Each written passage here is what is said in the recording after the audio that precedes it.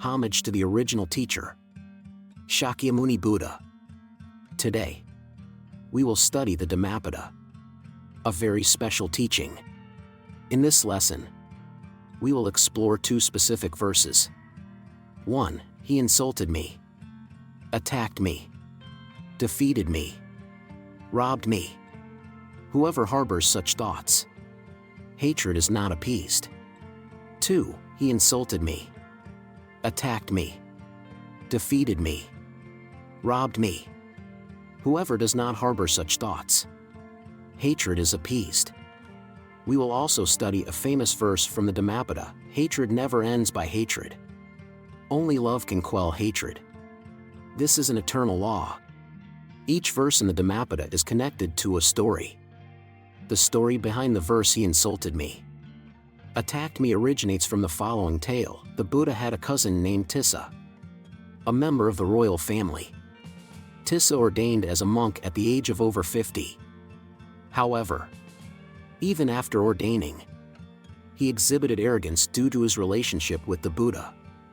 According to the monastic rules, a monk who ordained later should show respect to those who ordained before him. But Tissa often acted arrogantly, relying on his familial connection with the Buddha. He would place himself at the center of the gathering when the Buddha was present, causing dissatisfaction among the other monks. On one occasion, a group of monks returned from afar, saw Tissa sitting prominently in the middle of the assembly, and mistakenly thought he was a senior elder they had not yet met. They respectfully approached him, washed his feet according to ancient customs, only to later realize that Tissa was a newly ordained monk, only about 2 or 3 months in the monastic life. One day, as he sat in a place of honor among the gathering, the senior monks rebuked him. "Since you are newly ordained, you should not sit here. When other monks pay respect, you should decline and not act disrespectfully." Hearing this, Tissa felt offended and began to cry. "How dare they scold me? They look down on me. I will go tell the Buddha." And he ran, huffing and puffing, to meet the Buddha, complaining, "Lord, they scolded me and made me feel miserable." The Buddha calmly asked, "What happened, Tissa?" After listening to his story, the Buddha said, "Indeed, you were in the wrong. You should apologize." Tissa objected, "But they scolded me. How can I not be angry?"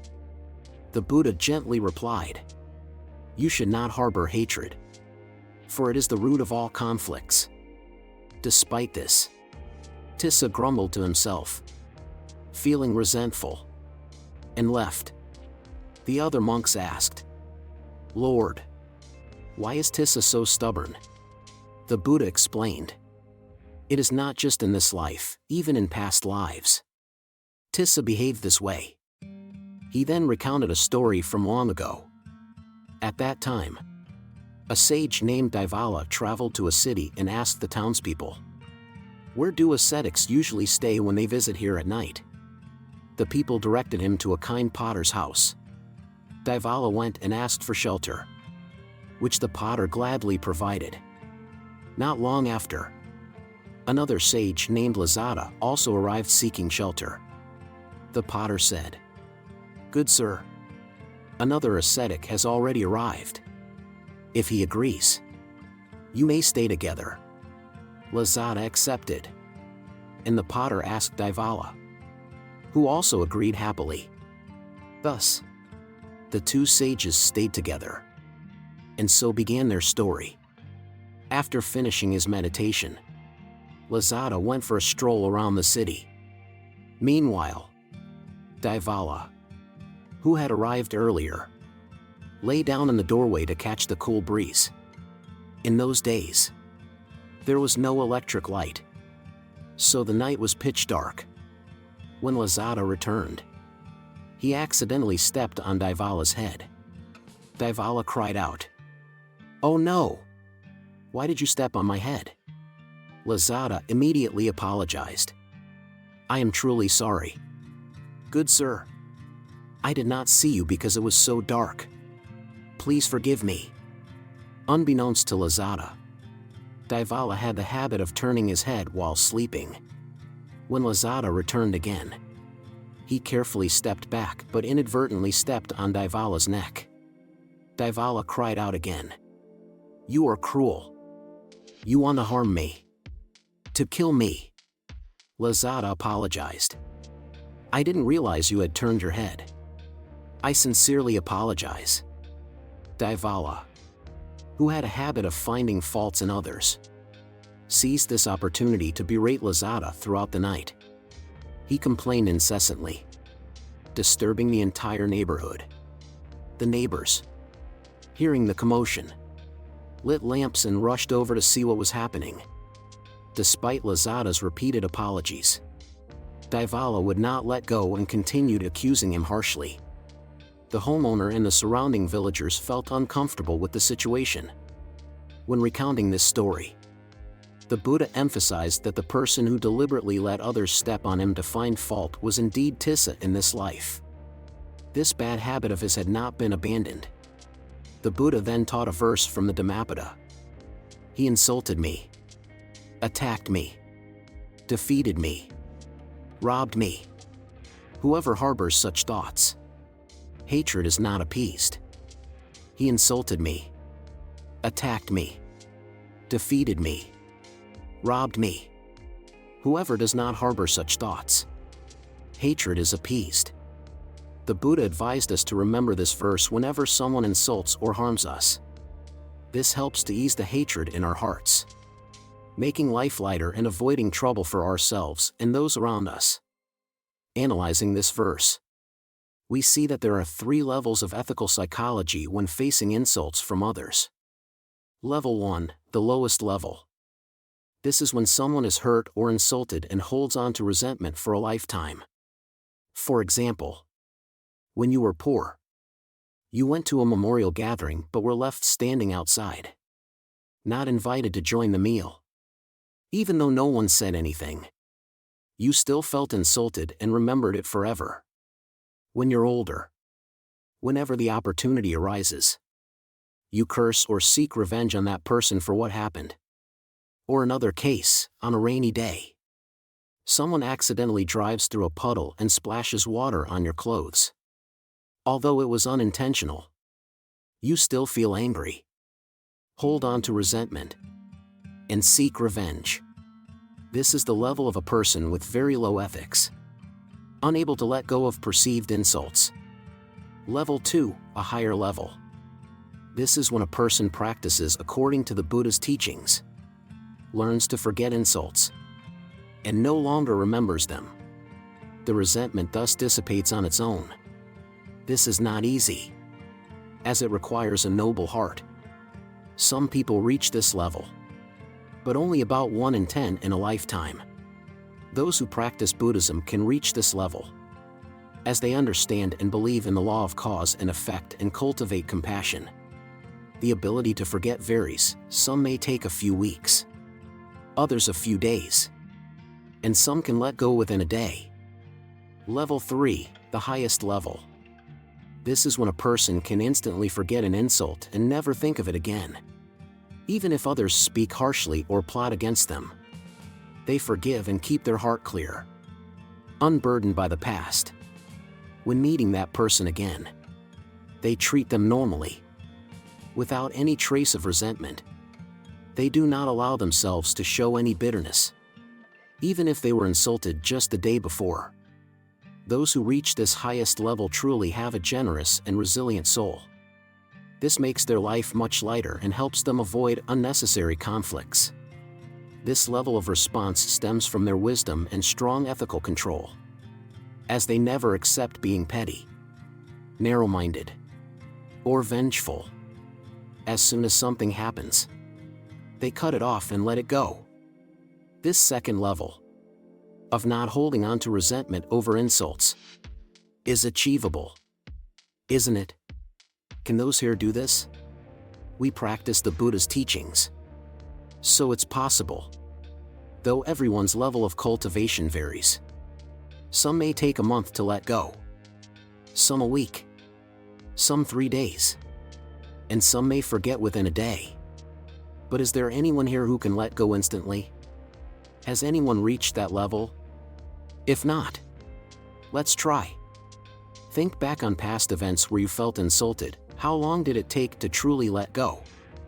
To forget? To forgive? Let's work on reducing that time. Gradually. Day by day. Especially for the elderly, as they are closer to the end of life. Younger people also have limited time to cultivate. They must not carry resentment into their next life. This is unacceptable. As if we die with resentment still within us, we will create a heavy karma in our next life. In a little while, we will hear the second story from the Dhammapada about the verse, "What fire puts out fire? What hatred can end hatred?" which speaks about those who carry resentment into the next life. When we get older, we have less time, while younger people may still have more time. But regardless of age, as disciples of the Buddha, we should strive to shorten the time we hold on to resentment, avoiding any form of grudge. The goal is to reach the level where, as soon as something happens, we forget it immediately, letting go and never thinking about it again. This means that if someone wrongs us 1 hour ago, by the next hour, we've already let it go, and our heart is clear, free of anger. We must remember that as disciples of the Buddha, we should aim to reach that level. This is the second level. The first level is to remember the insults of others and hold on to resentment. The second level is to forget the insults to avoid harboring resentment. And the third level is to recall the past insult, not to be resentful, but to use wisdom and reflect on the root of the issue to resolve it completely, even in future lives. This third level is for those who have wisdom, courage, and a deep commitment to the Dharma. Even when they recall a past event, they never feel anger, but rather, they analyze it with Dharma insight to dissolve any residual karma across lifetimes. A person at this level can guide others and teach the Dharma. In this sutra, the Buddha does not mention the third type of person who remembers past offenses without anger, examining them with wisdom to dissolve the roots of the issue across lifetimes. The Buddha likely did not mention this due to limited time, and because he wanted to focus on a more practical, straightforward approach, encouraging people to let go of anger by simply forgetting the offense. He advised disciples not to cling to insults and resentment, encouraging them to progress by remembering no longer and thus letting go of anger. Yet, when we study this teaching, we should know there is a third level, those who may remember but do not feel anger. A person who reaches this level is capable of being a teacher to others, guiding them in the Dharma. The Buddha's teaching encourages us to forget, to not dwell on the harms or insults others have directed at us, so we won't hold on to resentment. But as we noted, this is not easy, right? It's challenging. Why is it difficult? Because our mind tends to follow a cycle of negative reinforcement. This negative cycle works as follows. When someone insults us, it shocks our mind, doesn't it? For example, you're sitting calmly, and someone comes and insults you, saying, "You're as stupid as a dog." How does your mind respond? It's shaken, especially if others are around. No one can stay calm in that moment. When someone humiliates us like that in front of others, we are naturally shaken. Then, when our mind is shaken, it imprints the memory of the insult. Correct? This memory makes us recall the offense. When we remember the insult, our mind is shaken again, and this shake reinforces the memory of the offense. This creates a loop, increasing our distress and negativity. In psychology, this is called a negative feedback loop, where one reaction reinforces another, which in turn reinforces the initial reaction. amplifying negativity. Or imagine you're walking, and someone tries to trip you for a laugh, causing you to stumble while others clap and laugh. Or, while giving a passionate speech, you sit down only to find the chair removed. These incidents stir up embarrassment and anger because they cause both physical and emotional discomfort. This insult shocks our mind, which then reinforces the memory, creating a cycle that's hard to escape. This is why following the Buddha's teaching of forgetting insults to avoid holding resentment is quite difficult. We recall past offenses, feeling hurt and upset. This sadness and frustration is what we call a shock to the mind, which pushes us to remember it repeatedly. It can take a long time to let go, and even when we do, the resentment may linger, making us inclined to seek revenge eventually. Now, if we're insulted but do not feel anger, what happens? If we wish to follow the Buddha's teaching, to not remember insults, then what should we do? Remember the principle mentioned earlier. When do we remember an insult? When we're shaken by it. So, if we aren't shaken by the insult, we won't remember it. The important thing is to avoid being shaken. If our mind is steady, unimpressed, unshaken, and undisturbed, we will not remember the incident anymore. And how can we remain undisturbed when someone insults us? Does anyone have a solution? It's not as simple as choosing not to think about it. Our thoughts aren't fully under our control. The anger keeps arising. And even if we want to forget, we often can't. Right? There are things we want to forget but keep remembering. And there are people we want to forget but cannot stop thinking about. Isn't that true? Some people lament, "How can I forget when things have gone too far?" They want to forget. But as one poet said, trying to forget is trying to remember. This is natural psychology. When we're shocked, we cannot forget. There are many types of shocks, but here we're focusing on the type caused by insults. The principle is this: if we don't want to remember, we shouldn't allow ourselves to be shaken. Now, let's find the secret to staying unshaken when someone does something to us. How can we remain undisturbed? Let's observe a physical event. For example, if someone throws a rock at a pillar of a large building, like a temple hall, does the building shake? No, unless it's a tsunami or an earthquake. A small rock does nothing. You only hear a thud, and it falls to the ground. Or if someone throws an egg at a boulder, does the boulder shake? No. If someone punches an ancient tree, does the tree shake? No. So we derive a rule: if we are something big and solid, the actions of others cannot disturb us. Do you agree? But if someone throws a rock at us and we're not a grand temple but a mango, what happens? We get smashed. Or if we're a small rock, we'd both shake and be thrown back. And if it's an egg against an egg, both crack. Therefore, in the face of life's storms, tempests, and trials, we will break or be disturbed if we are small. But if we are something vast, these matters become insignificant. Why do we become large? Because our spirit becomes vast.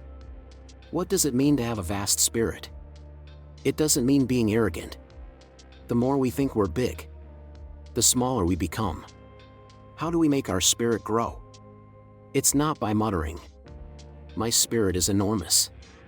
If we do that, an insult could make us angry for 3 years. Because that's just an illusion. A person with a great spirit often sees themselves as very small. Ask them, "What are you in this life?" If they say, "I am just a speck of dust," you know their spirit is vast. But if they say, "I am the supreme leader, the master of the world," then take them straight to the hospital. For their spirit is very small. So, how do we make our spirit so vast that insults can't affect us? First, Always see yourself as small as dust or sand. Second, love everyone. All beings. When we love everyone, our heart grows naturally. When we walk down the road, we can silently say, Buddha, please help me love everyone. When we see a child, we love that child. When we see a bird flying, we love that bird. When we see a tree on the roadside, we love that tree.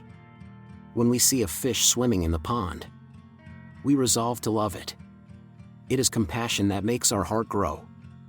The two principles of humility and compassion help our soul to grow. These are essential principles. Of course, revering the noble ones also helps expand our spirit. But today we emphasize two things, humility and compassion, which make our soul grow. But what does it mean for our soul to truly grow?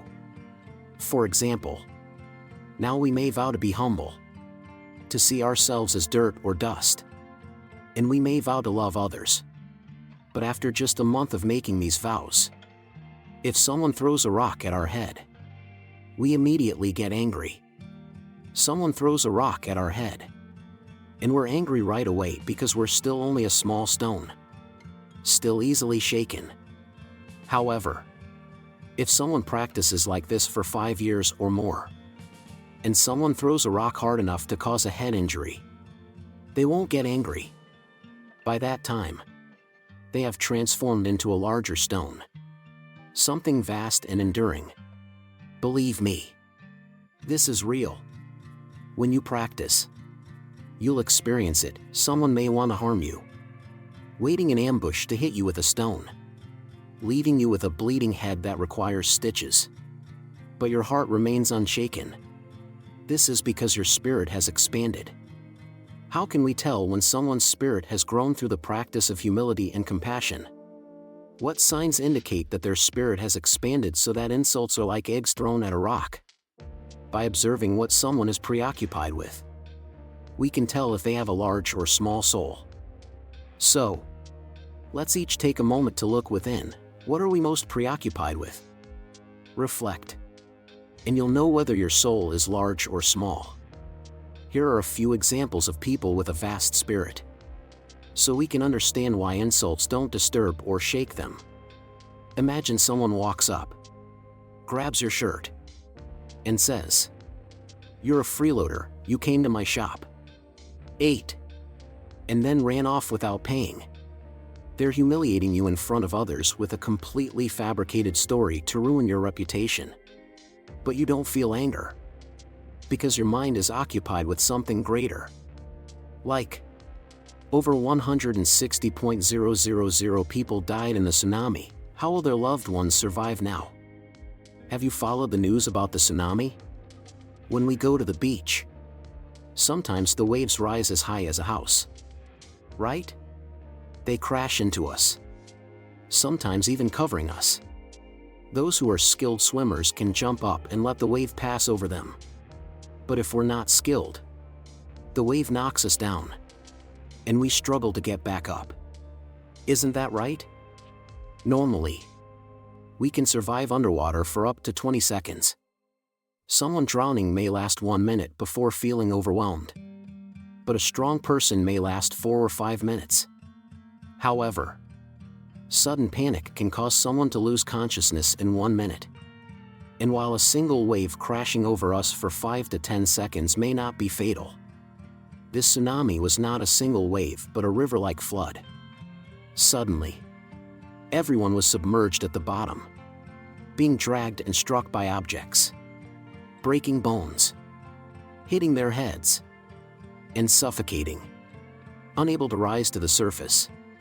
That's why so many died. We might think it's just a high wave like those at sea.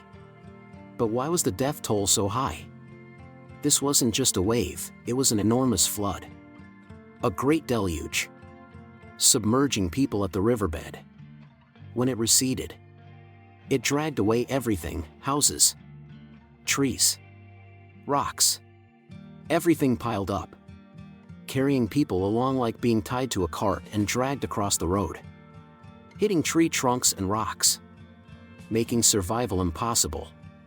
When the tsunami pulled back, it left the beach looking like prehistoric times, with no trace of human presence. Everything leveled as if nothing had ever happened. Just moments before, people were playing, and moments later, everything vanished. Some children managed to reach the shore, standing there with belongings, waiting for parents who never returned. Or a mother might have seen her child playing happily, only to find them gone moments later. The number of deaths was greater than in a war, shaking the entire world and touching the hearts of humanity. What happened can't be reversed. Reflecting on this tsunami helps us realize whether our soul is large or small. What are we reflecting on? First, karma. Right? What kinds of karma have humans created to endure such severe disasters? Second, the earthquake near Indonesia destroyed everything, sparing no religion. The waves reached Muslim regions, killing 100,000 people, struck Thailand. A Buddhist region, killing tens of thousands, hit Hindu regions in India, Buddhist areas in Sri Lanka, and Christian regions in Somalia. Here, all religions are equal before the tsunami, just as people are said to be equal before the law, whether one is an official or a commoner, a monk or a layperson. Everyone is equal under the law. And with the tsunami, everyone is equal, no one was spared. Where were the deities we've worshipped for so long when disaster struck? A natural shock, arising not from anyone's will but simply an unexpected calamity, has devastated everything. Where did those deities go when the tsunami swept everything away? This reminds us that, aside from past karmic retributions, we must also reflect on the true value of religion in our lives. An untrue doctrine cannot explain this, causing followers to lose faith. Those who believe absolutely in a supreme deity, after the tsunami, wonder if it was God, a demon, or just a random occurrence that killed all those who loved him. Even those who misunderstand Buddhism might question their faith, thinking, my whole family believed in the Buddha, worshipped him. So why did the earthquake destroy our home and take everything? A religion must have a profoundly true doctrine to help people sustain their faith. After this tsunami, those who have faith in their religion may need to reevaluate it, except for Buddhists. Why? Because in Buddhism, we speak of the law of cause and effect in great detail. We know that when people collectively create negative karma, at some point, they will collectively face retribution. Sometimes, people do not create negative karma at the same time. But when conditions align, they may still collectively experience retribution. The common and the individual aspects of karma are fascinating. Sometimes, we create negative karma together, but when we repay it, each does so in a different place. Sometimes, we create karma together, and we experience the consequences together. Other times, we commit individual misdeeds and repay them separately. And sometimes, we commit individual misdeeds but face retribution together. In Buddhism, collective and individual karma are categorized into these four cases. Understanding these teachings, we see that this tsunami is an opportunity for the world to reconsider its faith. One should not blindly worship deities if there is no true doctrine behind them. If one places blind faith in an all-powerful deity, then this tsunami serves as a warning that their faith may be misguided. The Buddha is not an omnipotent deity but rather a teacher guiding the way. Those who follow him will find truth and a place of peace and happiness. The Buddha is humble, yet he possesses the power to assist when necessary. We should seek a spiritual teacher who does not proclaim themselves a deity but rather takes on a humble role, teaching us the way to live and to cultivate. Understanding Buddhism in this way helps us maintain our faith. For religions that require their followers to believe in an all-powerful God, This tsunami is a powerful answer that such faith may be misguided. The tsunami reminded the whole world that all religions are equal before natural disasters.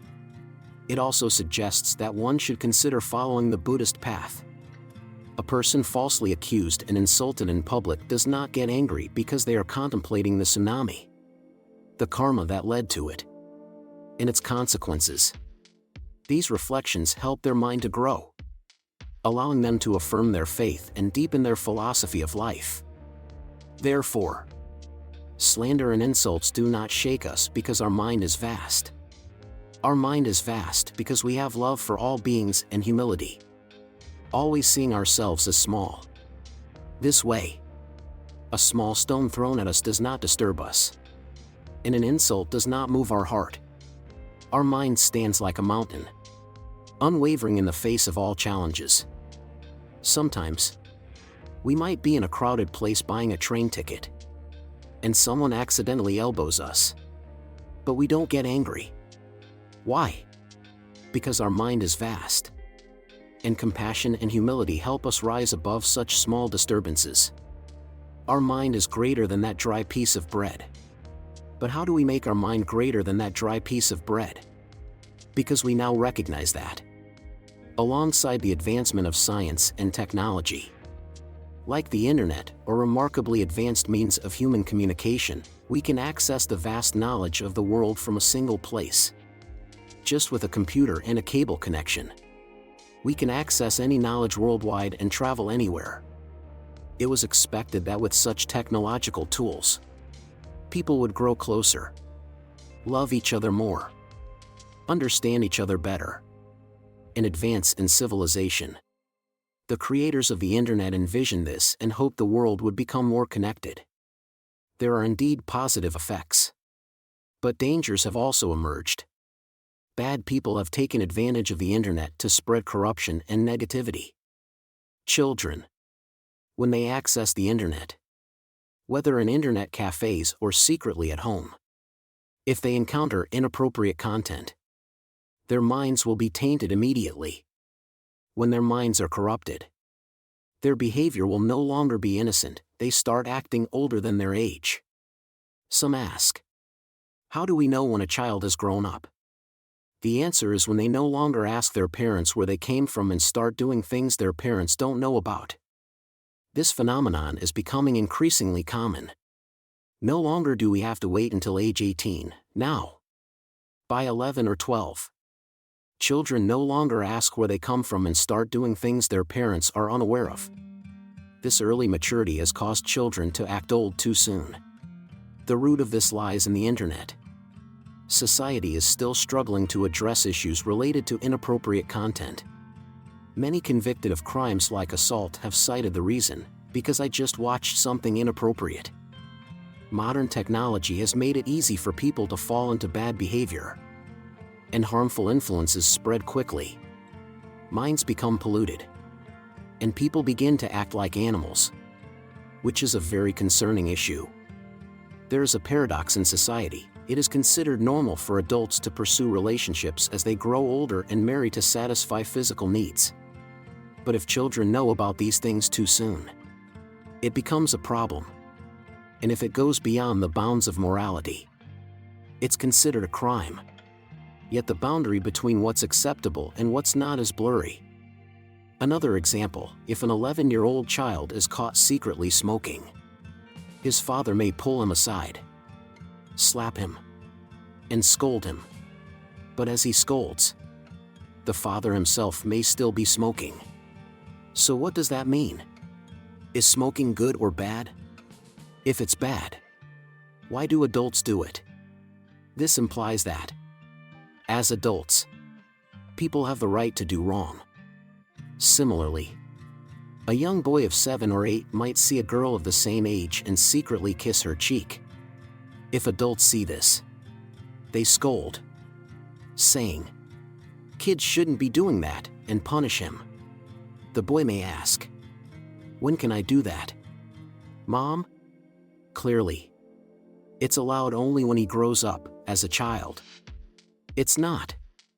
There's a paradox here. Something deemed wrong becomes acceptable in adulthood. Or if a child secretly drinks alcohol, adults will punish him. But adults are allowed to drink one bottle after another without being blamed. The world is strange. If something is bad, adults should avoid it as well. Setting an example for children. Instead of signs that say, "No cigarette sales to children under 18, there should be signs saying, "No cigarette sales to adults over 18, because as we grow older, we should avoid bad behavior." But why are people allowed to drink and smoke when they grow up? Isn't it unreasonable? Movies are restricted for children under 18. But maybe there should be movies prohibited for people over 18 instead. However, because the boundary between right and wrong remains unclear, the world is still struggling with the issue of inappropriate content. We are concerned about this, desiring for people to live purer, more upright lives. For example, a child who encounters inappropriate content online but doesn't like it, keeps their mind pure, and closes it right away. Or when friends suggest doing something wrong, like watching inappropriate movies, they firmly discourage it. We hope for a world where children possess such ethics. Or consider a husband who lives with integrity, faithfully devoted to his wife, not involving himself in any wrongful deeds. We wish for a world of purity and nobility. But at present, society hasn't found a solution to this problem and remains in confusion. This concern motivates us, as we wish for humanity to live better, without wrongdoing. If someone holds a grudge and harbors resentment when offended, it shows that their mind is narrow.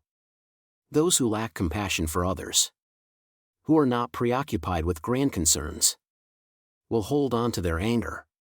But when our mind is vast, we can easily rise above trivial matters.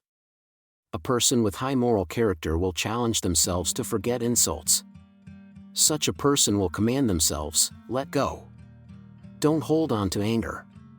Thus, when people insult, harm, rob, or kill us, sometimes it may simply be a misunderstanding. So, we need to stay calm. When we meditate, our mind becomes tranquil, avoiding hasty judgments or unfairly accusing others. Once we reach the second level, where we no longer feel anger, but we're certain someone has wronged us, we move to the third level, remembering without anger, to understand the true cause. For instance, someone may grab us and accuse us of theft in public.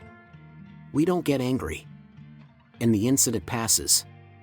But later, we reflect on it, not to feel resentment, but to examine karma. Perhaps in a past life, we wrongfully accused someone, and now we must face retribution. Before the Buddha, we repent, asking him to help us let go of malice, not wishing harm on others, and praying for love toward even those who slandered us. Remembering in order to repent and resolve karma is the highest level. In cases where someone insults us not for personal reasons but due to a larger agenda, patience is no longer appropriate. Tolerance in such cases can be a sin. For instance, if someone disrespects the Buddha by printing his image on swimwear or footwear, patience is wrong. We must protect the Buddha, safeguard Buddhism, and preserve the light of Dharma for the world. There are two types of worry. One worries because someone has spoken badly about them, which is wrong as it is self-centered. However, another worries because they see a lack of unity within Buddhism, hoping that monks will love and cooperate with one another. This is a positive concern. We need to distinguish between the two to act correctly. Today's Dhammapada verse teaches us not to harbor resentment when insulted or harmed.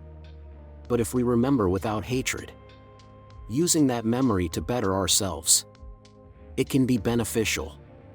Sometimes, remembering is necessary, such as when we worry about the lack of unity in Buddhism. Next, let us study the famous verse, What fire can extinguish fire? What hatred can end hatred? Only love can end hatred. This is the eternal law. The Buddha did not originally use the image of fire, but later poets added it, making the verse even more beautiful and profound. There is an ancient story about a man who married a woman of his choice, but she could not bear children. His mother urged him to marry a second wife. When the second wife became pregnant, the first wife feared losing her status, so she secretly gave her a potion to induce miscarriage. This happened a second time and again a third time before the second wife discovered it. The hatred between them eventually led to both women killing each other. In the next life, the second wife was reborn as a cat, and the first wife was reborn as a hen. The hen would lay eggs, but the cat ate them, repaying the old karmic debt and continuing their past enmity. Then, the hen was reborn as a leopard, and the cat as a deer. When the deer gave birth, the leopard would kill and eat its young. The cycle of vengeance continued. In another lifetime, the deer was reborn as a Yaka demon, while the leopard was reborn as a wealthy woman. The Yaka lay in wait, and each time the woman gave birth, it would snatch and eat her child. Once, when the woman gave birth, she ran with her newborn straight into the Buddha's monastery.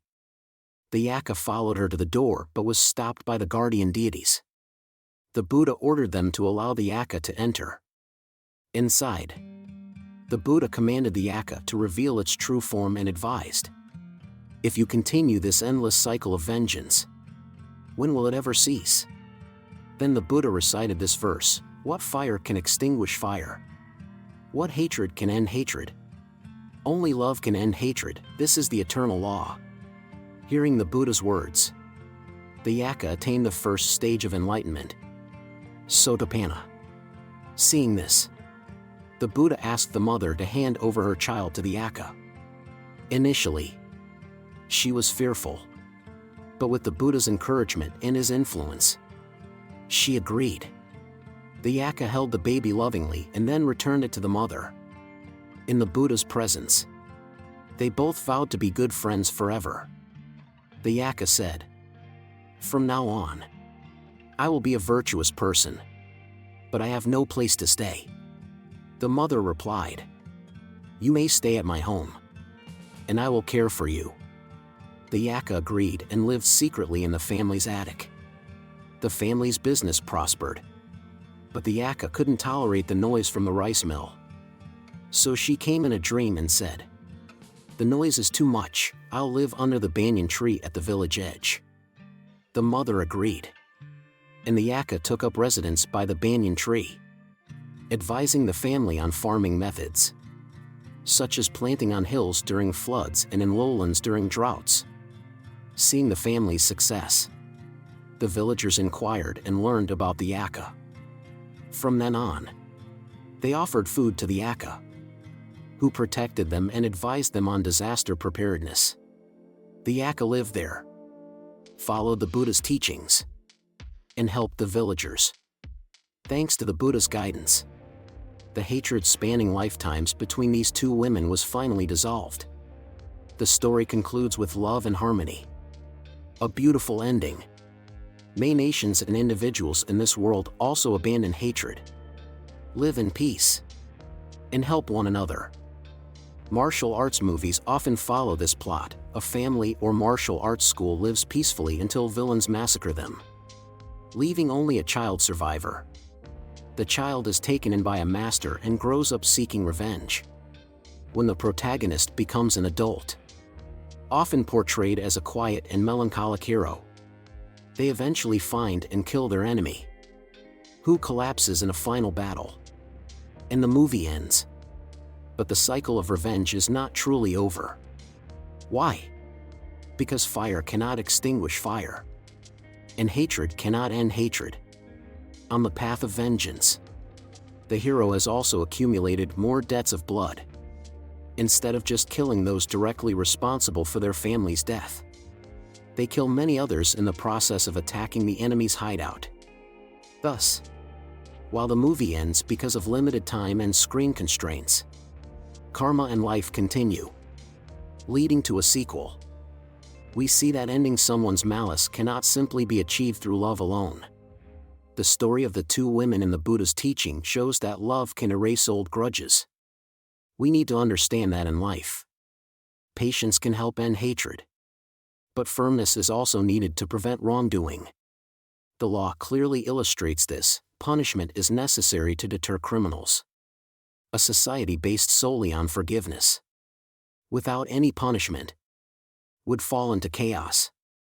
Punishments such as those given by parents to children, teachers to students, or masters to disciples all stem from love. When firmness arises from love, it aligns with the Buddha's teaching on overcoming hatred with compassion. In contrast, if punishment is given without love, hatred will arise. When parents discipline their children with love, the child understands and does not harbor resentment. Likewise, when teachers or masters correct students or disciples with compassion, those punished will recognize this and not feel hatred. Thus, as disciples of the Buddha, we must master both aspects. We know patience, peace, and compassion, but we must also know firmness. Agreed? In any situation, whether someone tries to harm us and we are able to prevent it or not, we must still respond with compassion, whether or not they succeed in harming us.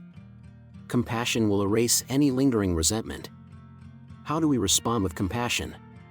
By helping them.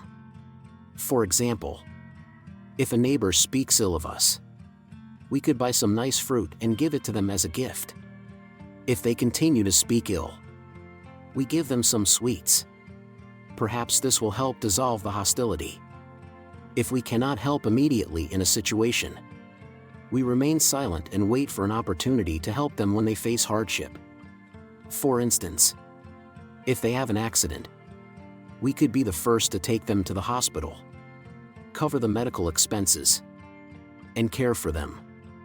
However, with a knife-wielding robber, we must first call for help. Once the danger has passed, we can then respond with compassion, visiting them, offering gifts, and advising them to repent. Life is complex.